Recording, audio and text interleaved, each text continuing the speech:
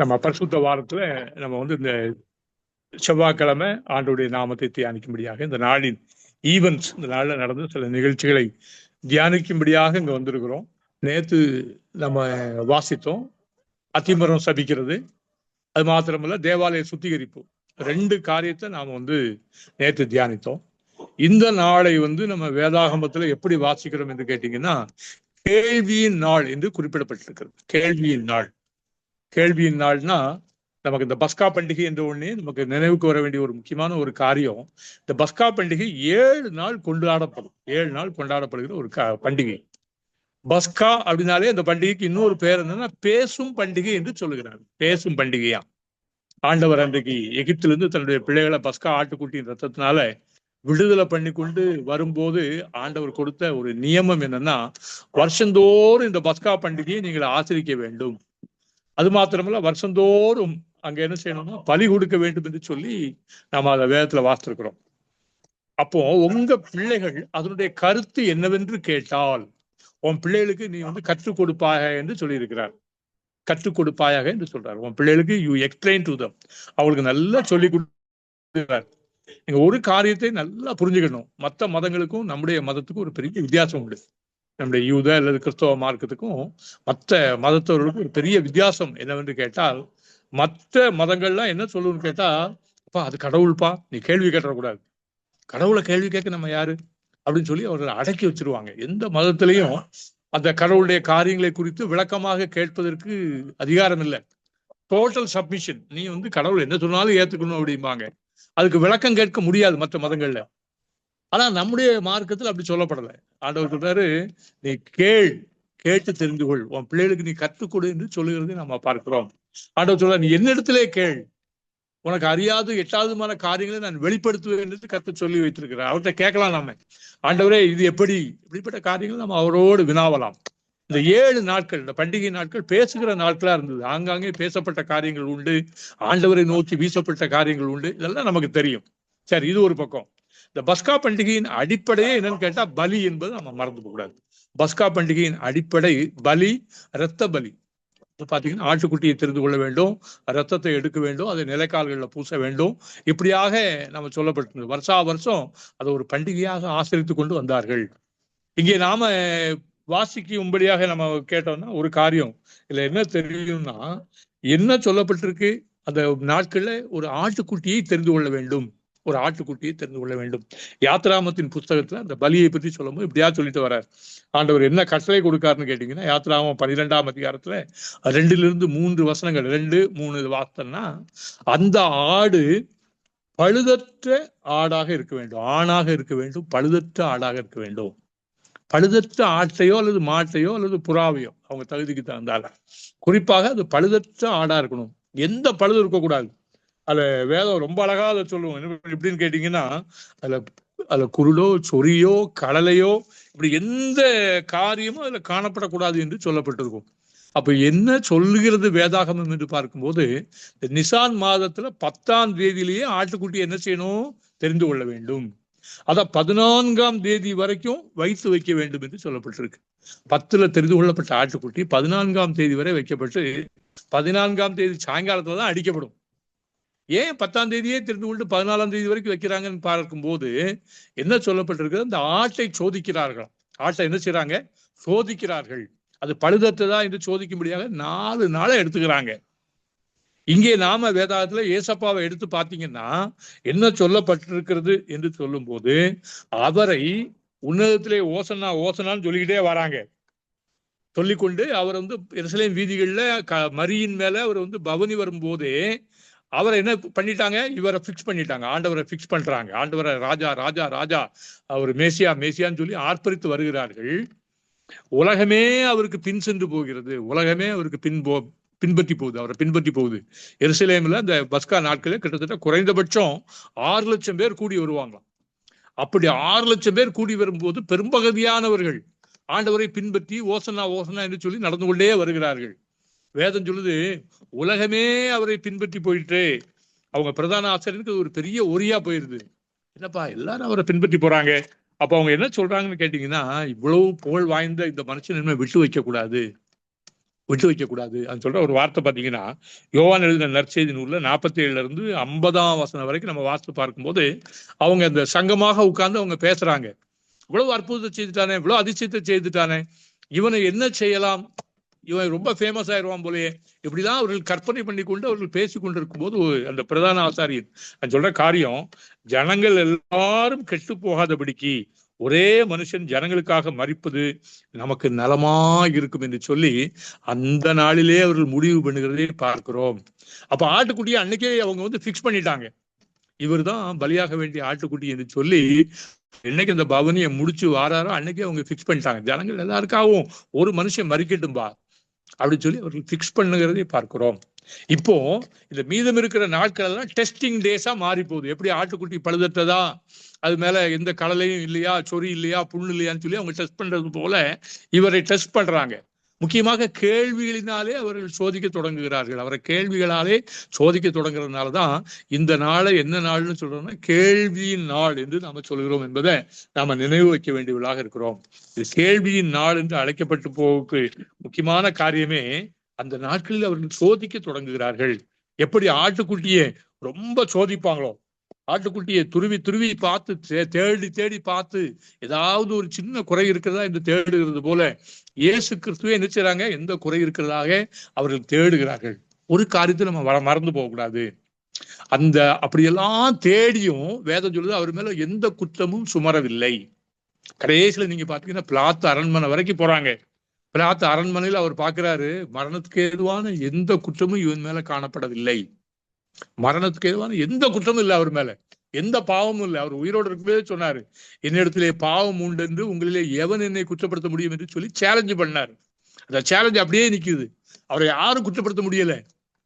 இந்த உலகத்து அதிபதி என்னிடத்தில் வருகிறான், அவனுக்கு ஒன்றுமில்லை என்று சொன்னார். அவர் மேல ஒரு பிளமிஷோ, எந்த மாசு மறுவற்ற எந்த பாவமற்ற ஒரு தேவகுமாரனாக ஒரு மனிதனாக அவர் இருந்தார் என்று சொன்னால் அது ஒரு உண்மையான ஒரு காரியம்.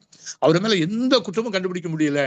அவரை விசாரணை செய்த பிலாத்தே சொல்லிட்டான், டிக்ளேர் பண்ணிட்டான், இவர் மேல எந்த குற்றமும் கிடையாது. ஆனாலும் அவங்க யூதர்கள் என்ன சொன்னாங்கன்னு கேட்டீங்கன்னா, இவரை சிலுவையில் அறையும் என்று சொல்லி அவர்கள் சத்தம் போட்டார்கள். அதாவது கூக்கர்லிட்டார் என்று வேதத்துல சொல்லப்பட்டிருக்கு.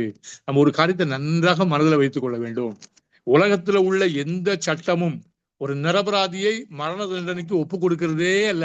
உலகத்துல அது மோசமான ஒரு சர்வாதிகார நாடா இருந்தா கூட நிரபராதியை என்ன செய்ய முடியாது, மரணத்துக்கு ஒப்பு கொடுக்க முடியாது.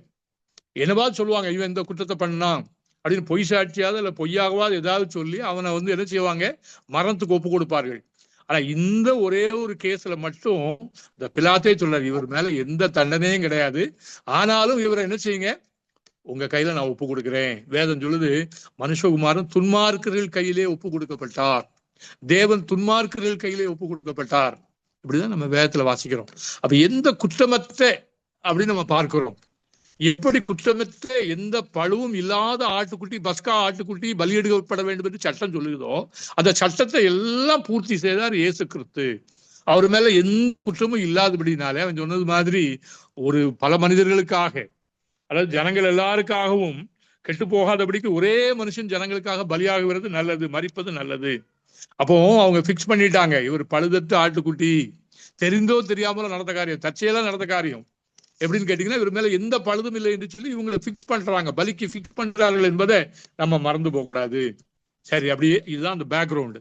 இன்றைய தினத்துல என்னதான் நடந்ததுன்னு பாத்தீங்கன்னா, கேள்விகள், அநேக கேள்விகள். முதலாவது கேள்வி என்னன்னு கேட்டீங்கன்னா, லூக்கா 20ஆம் அதிகாரம் 2ஆம் வசனத்துல இப்படியாக சொல்லப்பட்டிருக்கு. முதல் கேள்வி, ஒரு முக்கியமான கேள்வி. என்ன கேட்கிறாங்கன்னா, நீர் எந்த அதிகாரத்தினால் இவைகளை செய்கிறீர்? கேள்வி, எந்த அதிகாரத்தினால் இவைகளை நீர் செய்கிறீர்? இந்த அதிகாரத்தை உமக்கு கொடுத்தவர் யார்? இப்படி 2 கேள்வி அடுக்கடுக்காக வருகிறதை நம்ம பார்க்கிறோம். அப்போ ஆண்டவர் ஏற்கனவே அநேக பிரசங்கங்கள்ல சொல்லியிருக்கிறார். என்ன சொல்லியிருக்காருன்னு கேட்டீங்கன்னா, பரத்திலிருந்து கொடுக்கப்பட்டால் ஒழிய ஒருவன் ஒன்றையும் பெற்றுக்கொள்ள மாட்டான் என்பதாக ஆண்டவர் தெளிவாக சொல்லியிருக்கிறார். அப்போ இவங்க வந்து பாத்தீங்கன்னா, அதிகாரம், எந்த அதிகாரத்தினாலும் செய்றீங்க அப்படின்னு சொல்லி அவரை சேலஞ்ச் பண்ணி அவர்கள் கேட்கிறதை பார்க்கிறோம். அப்போ அவர் ஒரு தந்திரமாக ஆண்டவர் அழகாக ஒரு பதில சொல்றாரு.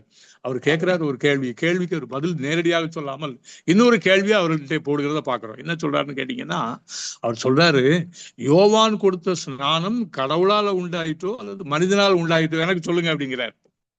உடனே இப்போ அவங்க ஷாக் ஆயிட்டாங்க. ஏன்னா அவங்க கேட்ட கேள்விக்கு பதிலாக இவர் எதிராக ஒரு கேள்வியை கேட்கிறார். என்ன கேள்வி என்று பார்க்கும்போது, யோவான் கொடுத்த ஸ்நானம் தேவனால் உண்டாயிட்டோ மனிதனால் உண்டாயிட்டோ என்று சொல்லி ஒரு குறுக்க ஒரு கேள்வி கேட்கிறார்.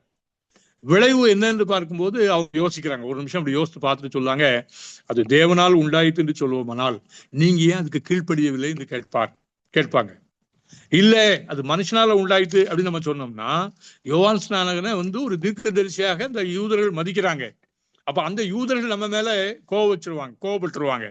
அப்ப ரெண்டு சைட்லயும் பிரச்சனை வரும் என்று தெரிந்து கொண்டு அந்த யூத மத தலைவர்கள் என்ன பண்றாங்கன்னு பார்க்கும்போது, அது எங்களுக்கு தெரியாது அப்படின்னு சொல்றாங்க. என்ன சொல்றாங்க? எங்களுக்கு தெரியாது, அது எங்களுக்கு அறியாது, நாங்க அறிய மாட்டோம் என்று சொல்லுவாங்க. அதை சொன்னோன்னு ஆண்டவர் சொல்றாரு, ஓ உங்களுக்கு அது தெரியாதா, அப்போ நானும் இந்த அதிகாரத்தினால் அதை செய்தேன் என்பது உங்களுக்கு சொல்ல மாட்டேன் என்கிறார். இதனால அவங்க வாயடத்து போகிறதை பார்க்கிறேன். என்ன சொல்றதுனே தெரியல. தொடர்ந்து இந்த யூதருடைய மனதிலே என்ன இருக்கு என்பதை கண்டுபிடிச்சிட்டு ஆண்டவராகி கிறிஸ்து என்ன சொல்றாருன்னு கேட்டீங்கன்னா, ஒரு ஓமையை சொல்கிறார். ஒரு தோட்டக்காரன் ஒருவன் இருந்தான். ஒரு தோட்டக்காரன், ஒரு ஃபார்மோட ஓனர் ஒருத்தர் இருக்கிறார். அவர் வெளிதேசத்துல இருக்கிறார்.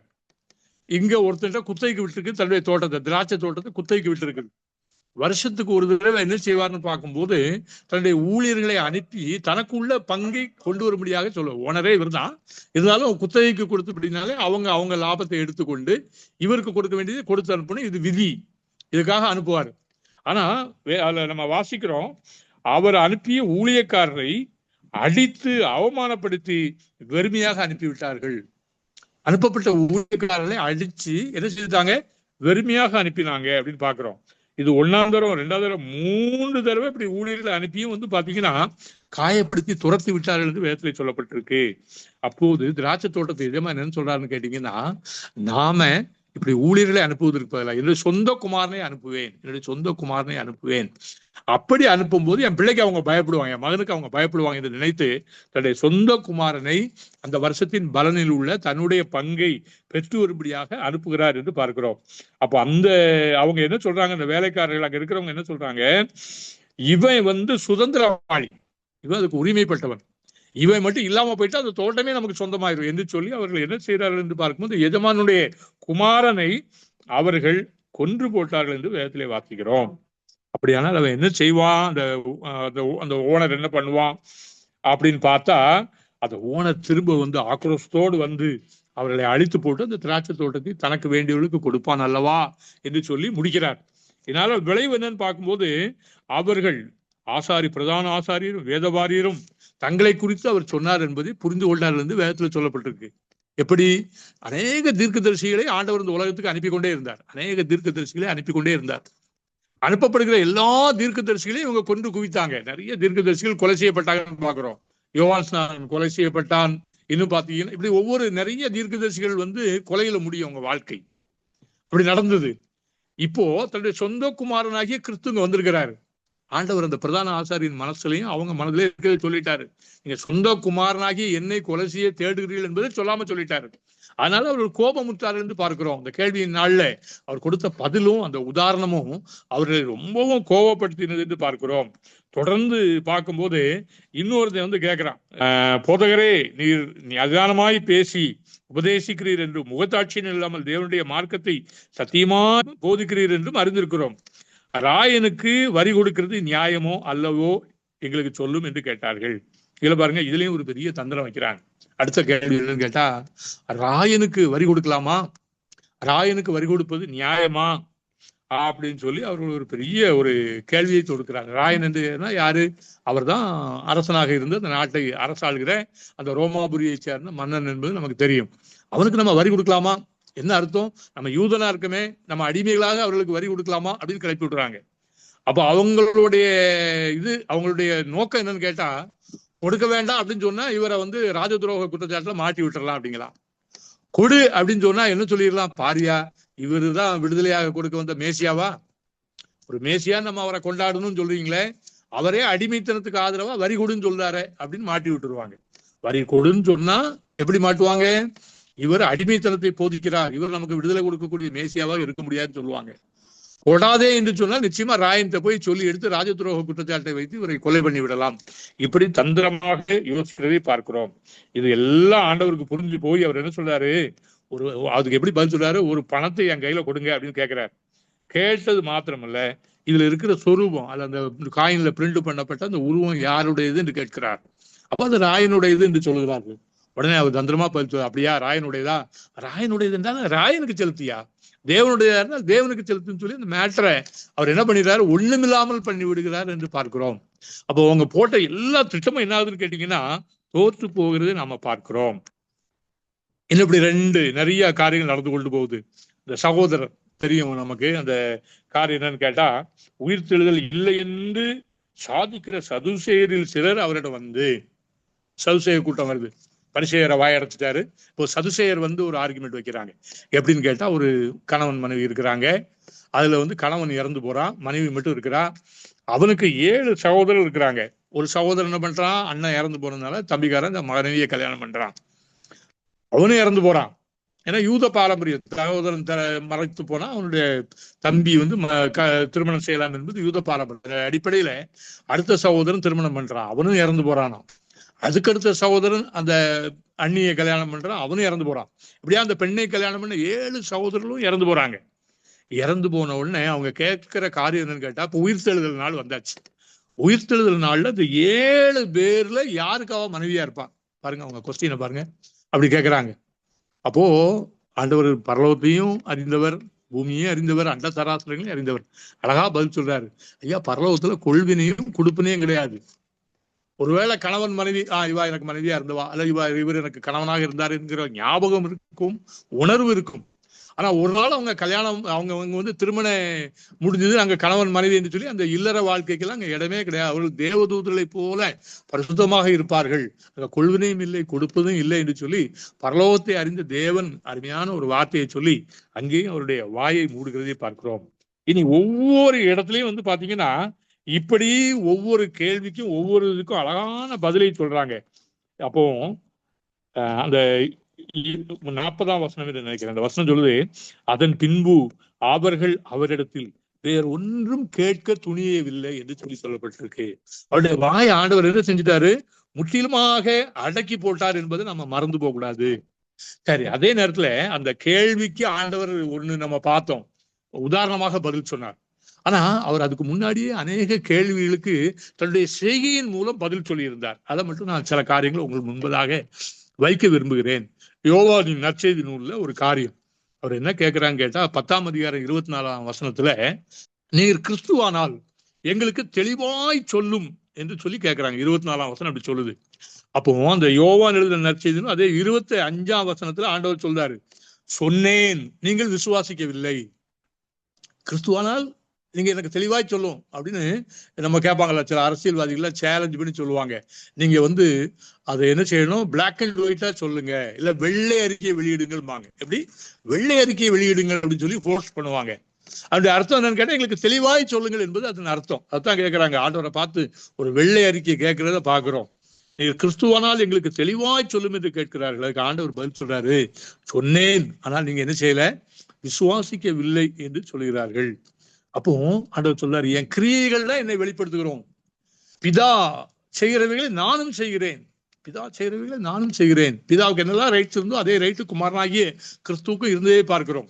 ஒருவேளை வேதத்துல அவர் தேவதூதர்களை விட சற்று கீழானவராக அந்த சில காரியங்கள் செய்ய முடியாதவராக இருந்தா கூட, ஆனா அடிப்படையில் பாத்தீங்கன்னா அவருக்கு எல்லா ரைட்ஸும் இருந்தது, அந்த அற்புதங்கள் எல்லாம் செய்தார் என்பதை நாம வந்து அறிய வேண்டியவர்களாக இருக்கிறோம். ஆனா அந்த யூதருடைய எதிர்பார்ப்பு என்ன இருந்துன்னு கேட்டீங்கன்னா, ஒரு மேசியா வருவாரு, ஒரு மேசியா வருவாரு. ஏன்னா மோசே சொல்லிட்டு போனாரு, உபாகமத்தின் புத்தகத்துல கடைசியில் அவர் சொல்லும் போது சொன்னாரு, என்னை போல ஒரு தீர்க்கதரிசியை உங்களிடத்துல இருந்து அவர் எழுப்புவார் என்று சொல்லிட்டு போனாங்க. அதனால அவர்களும் ஒரு தீர்க்கதரிசியை எதிர்பார்த்தாங்க. எப்படி மோசே வந்து எகிப்துல வந்து ஜனங்களுக்கு விடுதலை கொடுத்து அழைத்து கொண்டு வந்தாரோ, அதே போல இன்னும் ஒருவர் எழும்புவார், இன்னும் ஒரு தீர்க்கதரிசி எழும்புவார், அவங்க நமக்கு ஒரு பெரிய விடுதலையை கொடுப்பாங்கன்னு நினைச்சாங்க. யார்கிட்ட விடுதலை, இந்த ரோமாபுரி சாம்ராஜ்யத்திலிருந்து நமக்கு விடுதலை கொடுப்பார்கள் என்று சொல்லி அவங்க எதிர்பார்த்துட்டு இருந்தாங்க. ஆனா ஆண்டவர் வந்து ஸ்பிரிச்சுவல் விடுதலையை கொடுக்கும்படியாக வந்தார். ஆனா அவர்கள் எதிர்பார்த்தது மாம்ச பிரகாரமான விடுதலையை எதிர்பார்த்து கொண்டிருந்தார். இதுதான் இந்த பெரிய கான்ட்ராஸ்ட். நேற்று சொன்னோம்ல, அவர் வலது பக்கத்துல திரும்பி தேவாலயத்தை சுத்திகரிக்க போனார். அவங்க எதிர்பார்த்தது இவர் இடது பக்கம் போய் பிலாத்தின் அரண்மனையில ஒரு சண்டை போடுவார்னு எதிர்பார்த்தாங்க. அவர்கள் எதிர்பார்ப்புக்கு மாறாக இருந்தபடினாலே இவரை எல்லாத்தையும் நிராகரிச்சாங்க. ஈவன் அவர் செய்த ஒவ்வொரு காரியத்தையும் அவர்கள் நிராகரித்தார்கள்.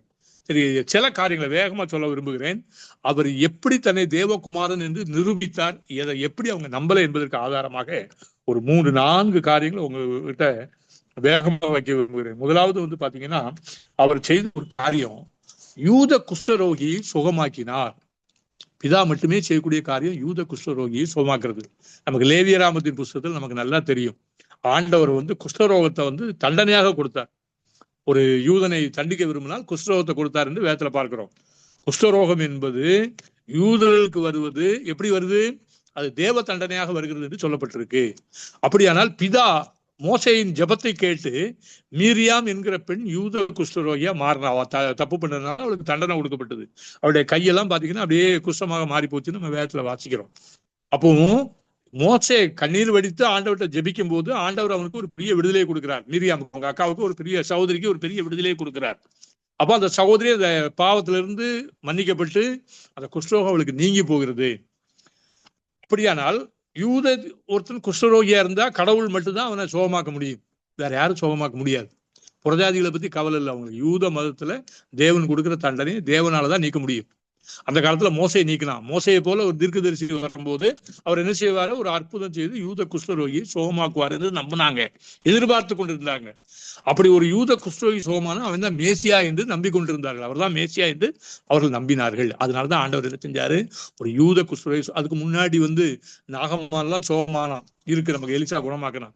ஆனா யூத குஷ்டரோகி கிடையாது, சீரியன் என்பது நமக்கு தெரியும். ஆனா யூத மதத்தின் அடிப்படையில ஒரு சுகமாக மீரியாமுக்கு அப்புறம் எல்லாருக்கும் நிறைய பேர் பாத்தீங்கன்னா சில ராஜாக்களுக்கு கூட குஷ்டம் வந்தது, அவர்கள் மரித்து போனார்கள் வேதத்துல வாசிக்கிறோம். ஆனா சுகமாக்கப்படவில்லை. இங்கே ஒரு யூத குஷ்டரோகியை ஆண்டவர் கண்டு சுகமாக்கி அவர் என்ன சொல்றாருன்னு கேட்டா, உன்னை கொண்டு போய் நீ பிரதான ஆசாரியனுக்கு காண்பி என்கிறார். ஏன் பிரதான ஆசாரியனுக்கு காண்பிக்கணும்? அவங்க எதிர்பார்த்துட்டு இருக்காங்க, போல ஒரு தீர்க்கதரிசி வரும்போதுதான் ஒரு யூத குஷ்டரோகியை சுகமாக்க முடியும் அப்படிங்கிறனால இவன் கொண்டு போய் என்ன செய்யறான்? ஒரு யூத குஷ்டரோகி சுகமானவன் பிரதான ஆசாரியன் தன்னை கொண்டு போய் காண்பிக்கிறான். இப்ப என்ன நடக்கணும்? பிரதான ஆசாரியனுக்கு தெரியணும், ஆகா மோசையை போல ஒரு தீர்க்கதரிசி வந்துட்டார் போலயே, நம்ம எதிர்பார்த்த மோசையை போல ஒரு மெசியா வந்துட்டார் போலயே, அப்போ ஒரு பெரிய யூத குஷ்டரோகி சுகமானது ஒரு பெரிய அற்புதம் அல்லவா அப்படின்னு சொல்லி அவங்க என்ன செஞ்சிருக்கணும்? ஆண்டவரை ரெக்கக்னைஸ் பண்ணிருக்கணும், அவரை மேசியாவாக ரெக்கக்னைஸ் பண்ணிருக்கணும் என்பதை நம்ம மறந்து போக கூடாது. ஆனா என்ன நடந்ததுன்னு பாத்தீங்கன்னா, அவர்கள் அதை வந்து கன்சிடர் பண்ணல, அந்த அற்புதத்தை கன்சிடர் பண்ணவே இல்லை. கன்சிடர் பண்ணாம அந்த அற்புதத்தை அவர்கள் என்ன செய்யறாங்க? நிராகரித்து போட்டார்கள் என்று வேதத்துல வாசிக்கிறோம். அந்த அற்புதத்தை கண்டு அவர்கள் மேசியா வந்து விட்டார் என்று சொல்லி தங்களை ஒப்பு கொடுக்கவில்லை, தங்களை மேசியாவுக்கு முன்பதாக தாழ்த்தவில்லை, மாறாக மேசியா மேல பொறாமதான் கொண்டார்கள் என்று வேதத்துல வாசிக்கிறோம். அடுத்ததாக இது ஒரு காரியம், மத்தேயு 12:22 ஆண்டவர் குருடும் ஊமையுமான ஒரு மனுஷனை சுகமாக்கினார். இப்போ என்னன்னு கேட்டீங்கன்னா, குருடும் ஊமையுமான மனுஷனை சுகமாக்க முடியாது என்பது நம்பிக்கை, யூதருடைய நம்பிக்கை. அது கடவுள் மட்டும்தான் சுகமாக்க முடியும். குருடும் ஊமையுமா இருந்தா சுகமாக்க முடியாது. ஏன்னு பார்க்கும்போது ஒரு மனுஷனை சுகமாக்கணும், அவன்கிட்ட இருக்கிற அசுத்தாவியை வெளியே கொண்டு வரணும், அவனை சுகமாக்கணும்னா அவங்க என்ன செய்யணும்? முதல்ல ஐ டு ஐ அவங்கள பார்க்கணுமா. எப்படி? ஐ கான்டாக்ட்பாங்க. Eye contact. ஒரு மனுஷனை பார்த்தா அவனை கேள்வி கேட்டு அவன்கிட்ட பேசணும் அப்படின்னா அவனை கண்ணுக்கு நேர் கண்ணை வச்சு பார்த்தாதான் அவனுடைய அந்த என்ன பண்ண முடியும், அவனை ஸ்டடி பண்ண முடியும் என்று சொல்லுவார்கள். ஆனா ஒரு குருடனை எப்படி பார்க்க முடியும்? முடியாது. ரெண்டாவது அவன் செவிடை, பேசினா ஒரு பிசாச டமனை துரத்துறதா இருந்தா கூட கேட்கக்கூடியவனா இருந்தா தானே அவன்கிட்ட பேச முடியும். அவன் குருடாவும் இருக்கிறான், அவனால கேட்க முடியாது, ஊமையும் இருந்தா அவனை என்ன செய்ய முடியும்? அதனால அவனை என்ன செய்ய முடியாதுன்னு சொன்னாங்க, அவனை சுகமாக்க முடியாது, அவனை வந்து குணமாக்க முடியாது என்று நம்பிக்கொண்டிருந்தார்கள். ஆனா வேதத்துல நம்ம வாசிக்கிறோம், மத்தேயு 12:23 அவர் வந்து அந்த அவனை சுகமாக்கினார். ஒரு செவிடும் குருடும் ஊமையுமான ஒரு மனுஷனை அவர் சுகமாக்கினார் என்று பார்க்கிறோம். அப்போ அந்த மக்கள்லாம் கேட்கிறாங்க, ஓ இப்படி ஒரு பெரிய அற்புதம் நடந்துட்டு, அப்ப இவர் தான் தாவீதின் குமாரனோ அப்படின்னு சொல்லி கேட்கிறதே பார்க்கிறோம். ஆனா அவர்கள் ஏற்றுக்கொள்ளவில்லை. பிரதான ஆசாரியனை ஏற்றுக்கொள்ள, அந்த ஆசாரிய கூட்டம் ஏற்றுக்கொள்ளவில்லை. எல்லாரும் இயேசுவின் அந்த அற்புதத்தை நிராகரிக்கிறார்கள். கர்த்தர் அதான் சொன்னேன்ல, முதலே சொல்லும் சொன்னாங்கல்ல, நான் பிதா செய்த அற்புதங்களை நான் செய்கிறேன், நீங்க என்ன நிராகரிக்கிறீங்களே. ஆனா அவங்க கேட்டாங்க, என்ன கேட்டாங்க? நீர் வெளிப்படுத்துனாங்க. பிதா செய்த அற்புதங்களே அவர் செய்தார், அதே அற்புதங்களை அவர் செய்தார். ஆனா அவர் என்ன செய்யப்படவில்லை? அவர் அங்கீகரிக்கப்படவில்லை என்பதை நாம் அறிய வேண்டியவர்களாக இருக்கிறோம். இப்போ இந்த 2 அற்புதத்தையும் அவர் செய்தார். 3வது ஒரு அற்புதம் செய்யறாரு. எப்படின்னா, நான் வாசிக்கிறேன், யோவான் 9ஆம் அதிகாரம் 1ஆம் வசனத்துல இருந்து அந்த காரியம் சொல்லப்படுது. ஒரு பிறவி குருடன் ஒருத்தன் இருக்கிறான். அப்ப இவங்க அடிப்படையா என்ன நினைக்கிறாங்க, பிறவி குருடனுடைய கண்களை யாராலையும் திறக்க முடியாது, மேசியா வந்தாதான் கண்ணை திறக்க முடியும். பிறவி குருடனை யார்தான் சோகமாக்க முடியும், மேசியா வந்தாதான் சோகமாக்க முடியும் என்பது அவருடைய நம்பிக்கை. அப்போ ஒரு பிறவி குருடன் இருக்கிறான், ஒரு பிறவி குருடன் இருக்கிறான். சீசர்கள் கேட்கிறாங்க, ஆண்டவரே இவன் பிறவிலே குருடனா இருக்கிறானே, ஏன் இப்படி இருக்கிறான்? இது இவன் செய்த பாவமோ இவனை பெற்றவர்கள் செய்த பாவமா, என்ன காரியம் அப்படின்னு ஆண்டவர்கிட்ட வந்து கேட்கிறாங்க.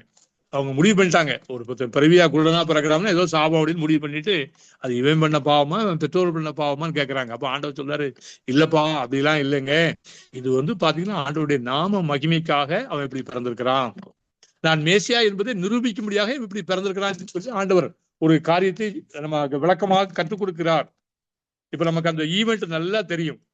அந்த ஈவெண்ட்ல என்ன நடந்ததுன்னு பாத்தீங்கன்னா, ஒரு பிறவி குருடன் ஆண்டவர்கிட்ட வாழ்ந்து கேட்கிறான். வந்தோடனே ஆண்டவர் சொல்றாரு, அவனை சேர் உண்டாக்கி கண்கள்ல பூசி, ஆண்டவர் சொல்லு காரியம் என்னன்னு பாத்தீங்கன்னா, சீலோவாம் குளத்துல போய் நீ கழுவிட்டு வா, உன் கண் தெரியுங்கிறார். ஆண்டவர் நினைச்சிருந்தா ஒரே நிமிஷம் கண்ணை தடவி உனக்கு பார்வை வந்தாச்சு போன்னு சொன்னாருன்னா பார்வை வந்திருக்கும்.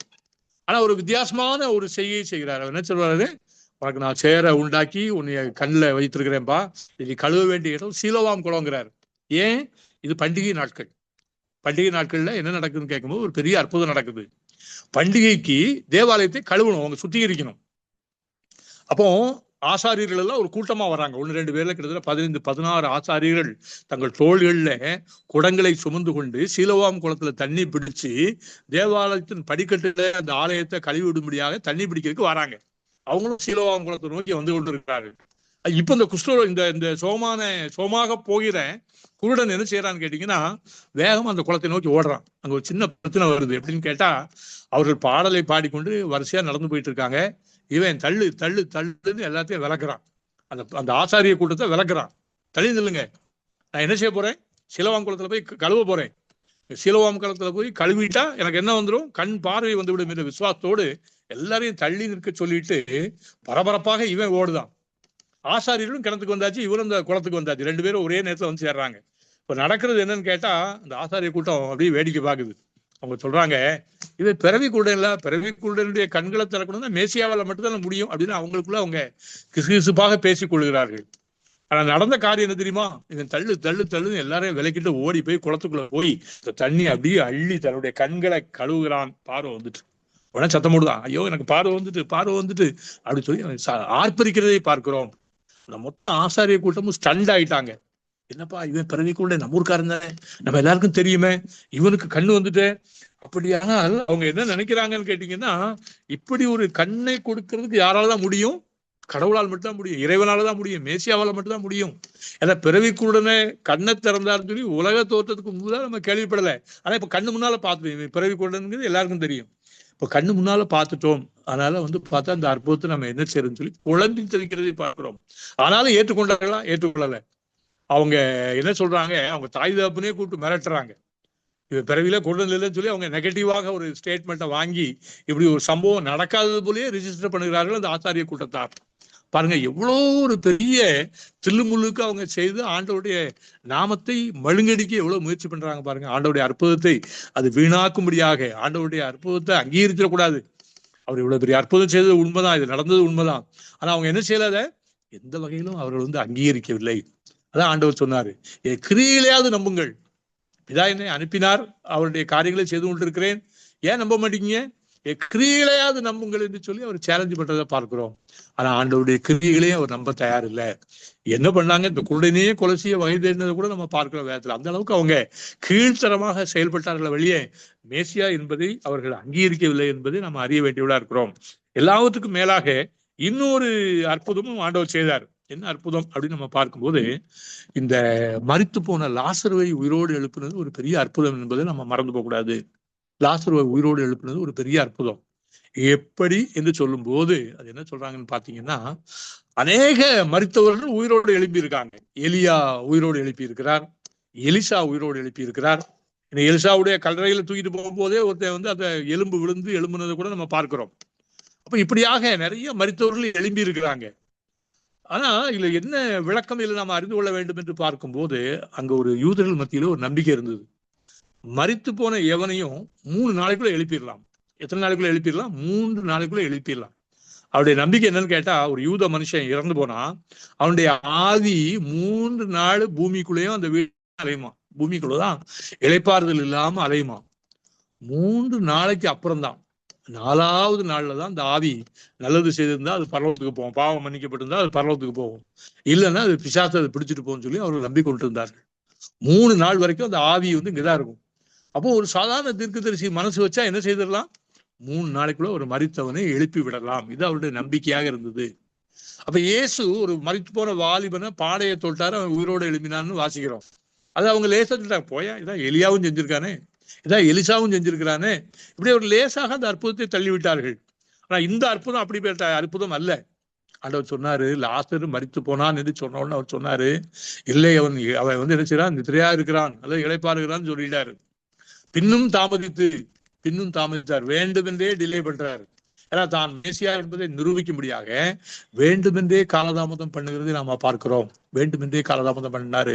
4 நாள் ஆகட்டும், 4 நாள் ஆன பிறகுதான் நான் போவேன் அப்படின்னு சொல்லி அவர் தாமதிக்கிறதை பார்க்கிறோம். நீ அன்னைக்கே வந்திருந்தா என் சகோதரன் மரித்திருக்க மாட்டானே என்று சொல்லி அந்த சகோதரி பேசுகிறத கூட நம்ம பார்க்கிறோம். அவள்கிட்ட போய் சொன்னோம்னா அவ சொல்றா, மரித்து 4 நாள் ஆயிட்டு, வேதம் ரெக்கார்ட் பண்ணுது, அதை 4 நாள் ஆயிட்டு என்பதை ரெக்கார்ட் பண்றாங்க. ஏன்னா 3 நாளைக்குள்ள எழுப்புனா சாதாரண அற்புதம் அது. ஆனா 4 நாள் ஆயிட்டுன்னு சொல்லி அந்த அற்புதம் ரெக்கார்டு பண்ணப்படுது.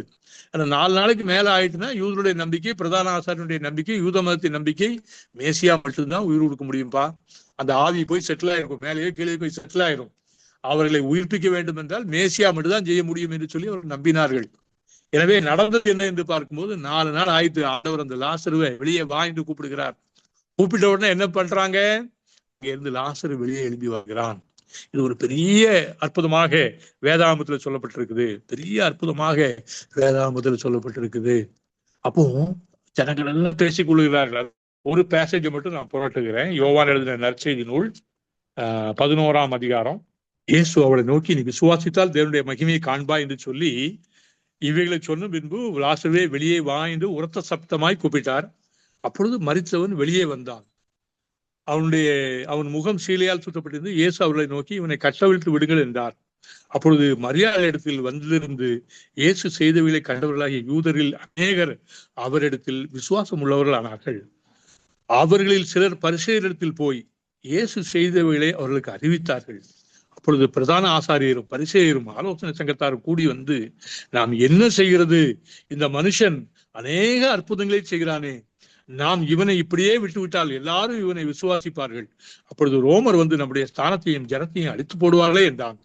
அப்பொழுது அவர்களில் ஒருவனும் அந்த வருஷத்து பிரதான ஆசாரியனுமாகிய காய்பா என்பவன் அவர்களை நோக்கி, உங்களுக்கு ஒன்றும் தெரியாது, ஜனங்கள் எல்லாரும் கெட்டு போகாதபடிக்கு ஒரே மனுஷன் அவர்களுக்காக மரிப்பது நமக்கு நலமா இருக்கும் என்று நீங்கள் சிந்தியாமல் இருக்கிறது என்ன என்றான் என்று சொல்லி நம்ம வாசிக்கிறோம். அதே 53ஆம் வசனம் சொல்லுது, அந்நாள் முதல் அவரை கொலை செய்யும்படிக்கு ஆலோசனை பண்ணினார்கள் என்று வேதத்திலே சொல்லப்பட்டிருக்கு. அப்போ நீங்க இதுல இருந்து நல்லா அறிய வேண்டிய காரியம் என்னன்னு கேட்டா, இந்த அற்புதம் வெளியரங்கமாக மிகவும் தெளிவாக திட்டமும் தெளிவுமாக அவர் தன்னை தேவன் என்று வெளிப்படுத்தின ஒரு அற்புதம். இந்த அற்புதத்தை கண்டவுடனே அவங்க என்ன செய்திருக்கணும்?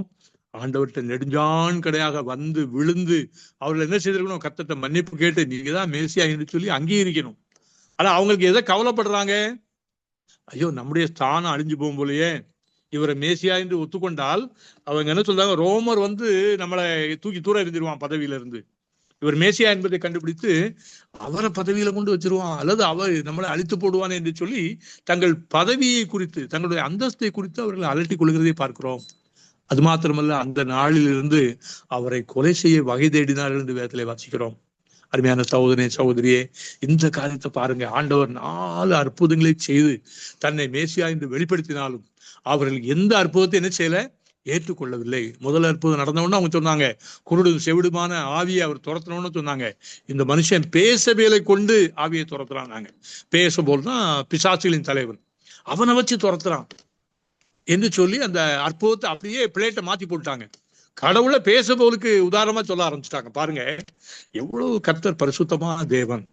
வேதம் சொல்லுது, அவர்ல எவ்வளவேனும் அவர்ல என்ன இல்லை? பழுது இல்லை. எவ்வளவேனும் அவர் மேல குறை இல்லை. பாவமில்லாத பரிசுத்தர். அப்படிப்பட்ட பாவமில்லாத பரிசுத்தரை இவங்க அக்கிரமக்காரனாக மாத்துகிறார்கள். வேதம் சொல்லுது, அக்கிரமக்காரர்கள் ஒருவராக எண்ணப்பட்டார்.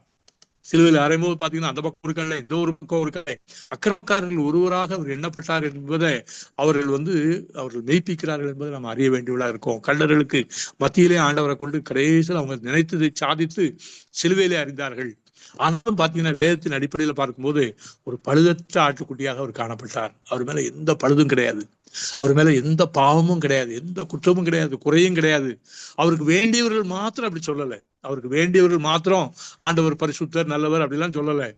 அவருடைய எதிரிகள் அப்படிதான் சொன்னாங்க. அவருடைய எதிரியாகிய அந்த பிலாத்து, அவரை விசாரித்த பிலாத்தும் அப்படிதான் சொன்னான். யூதர்களுக்கு கூட தெரியும். எங்கேயே பார்த்தோம், நம்ம வாசிக்க கேட்டோம், ஐயோ இவ்வளவு அற்புதத்தை செஞ்சுட்டே போறாரு, அவங்க வருந்துறாங்க பாருங்க. அற்புதம் நடந்தா சந்தோஷப்படுவாங்களோ, அதை விட்டுட்டு என்ன சொல்றாங்க, எப்பா எவ்வளவு அற்புதத்தை செய்துட்டாங்க, நாம் என்ன செய்கிறது, இந்த மனுஷன் அநேக அற்புதங்களை செய்கிறானே, அநேக அற்புதங்களை செய்து அவங்க எவ்வளவு சந்தோஷப்பட்டு இருக்கணும். பரவாயில்ல, இஸ்ரவேல்ல இவ்வளவு அற்புதங்கள் நடக்கு, நம்ம பழைய தீர்க்கதரிசிகள் காலத்துல கூட இவ்வளவு அற்புதம் நடக்கல, ஆனா இப்பொழுது இவ்வளவு அற்புதம் நடக்கிறதே என்று சொல்லி அவர்கள் சந்தோஷப்பட்டிருக்க வேண்டும். மாறாக அவர்கள் பொறாமை தீயிலே வெந்து, வேதம் சொல்லுது, பொறாமையினால அவரை கொண்டார்கள், பொறாமையினால கொண்டார்கள். அவங்களுக்கு தெரிஞ்சது மேசியா என்பது தெரிஞ்சது. ஆண்டவர் சொன்னாரு, என்ன விசுவாசி கேட்டாலும் என் கிரியைகளை விசுவாசிங்கன்னு சொன்னாரு. அந்த கிரியைகளையும் அவர்கள் என்ன செய்யல, விசுவாசிக்கவில்லை. மாறாக அவரை கொண்டு போட வகை தேடினது மாத்திரமல்ல, அவரை கொண்டு போட்டார்கள் என்று அறிகிறோம். ஒருவேளை உலகத்தின் பாவத்தை சுமந்து தீர்க்கிற தேவாட்டுக்குட்டியாக 10ஆம் தேதியிலிருந்தே அவரை கண்ணு வச்சாங்க. 14ஆம் தேதி வரைக்கும் வைத்து அவரை சோதித்து இந்த கேள்வியின் நாள்ல அநேக கேள்விகளை கேட்டு அதிலும் தோற்று போய் அவரை குற்றமற்றவர் என்று ஒத்துக்கொண்டாங்க. எல்லாரும் குற்றமற்றவர் ஒத்துக்கொண்டாங்க. ஆனாலும் அவரை சிலுவையில் அறையும். அவனே கேட்டான், உனக்கு யார் வேணும், இயேசு வேணுமா, பரபாஸ் வேணுமா? பரபாஸ் கொலைகாரன், கொள்ளைக்காரன், இன்னும் பயங்கர கொலைகளை செய்தவன், அதே வேணுமா, அல்லது பாவம் இல்லாத இயேசு, இவருக்கு எந்த பாவமும் இல்லை, இவருக்கு எந்த குற்றமும் இல்லை, யார் வேணும்? யாரையாவது ஒருத்தர் பண்டிகைக்கு விடுவிப்பில்லை, யாரை விடுவிக்கணும்? என்ன சொன்னாங்க, இயேசு வேண்டாம், இயேசு சிலுவையில் அறையும், எங்களுக்கு பரபாச கொடுங்க. கொலைகாரனா குடியா, பரவாயில்ல, இவர் நிரபராதிதான் எங்களுக்கு தெரியும், ஆனா இவரை சிலுவையில் அறியும் என்று சொல்லி அவர்கள் மொத்தமாக அவங்க என்ன செஞ்சாங்க, அந்த ஆக்கினையை தங்களுக்குள்ளே வருவித்துக் கொண்டார். நேற்று அதான் பேசணும், அத்திமரம் அது சபிக்கப்பட்டது. ஏன் சபிக்கப்பட்டது? யூதா வம்சமே சபிக்கப்படுவதற்கு சிம்பாலிக்கலாக காட்டப்பட்டது. அப்படிதான் இந்த நாள்ல நடந்தது. அவர் பெரிய பாவத்தை செய்தார், இஸ்ரவேலர்கள் பெரிய பாவத்தை செய்தாங்க. பாவம் பரிசுத்தரை காட்டி கொடுத்தார்கள், அவரை சிலுவையில் அறைந்தார்கள். அப்ப இந்த கேள்வியின் நாள்ல ஆண்டவர் வெற்றி எடுத்தார், கேள்விகளின் மேல வெற்றி எடுத்தார், கேள்விக்கு சரியான பதில்களால் பதிலடி கொடுத்தார். அவங்களால மாறுத்தரம் சொல்ல முடியாத அளவுக்கு பேசி முடித்தார். அது மட்டுமல்ல, தன்னுடைய செய்கைகளின் மூலமாக, அற்புதங்களின் மூலமாக தன்னை ஒரு தீர்க்கதரிசி என்று அவர் நிரூபித்தார். அவர்கள் நிராகரித்தாலும் வெற்றியாளர் இயேசு கிறிஸ்து தான். அவர் சிலுவையில ஒருவேளை மரித்தது அவர் பார்வைக்கு அது ஒரு மாதிரி தெரிந்தா கூட அவர் மரணத்தை ஜெயித்தார் என்பதை நம்ம மறந்து போகக்கூடாது.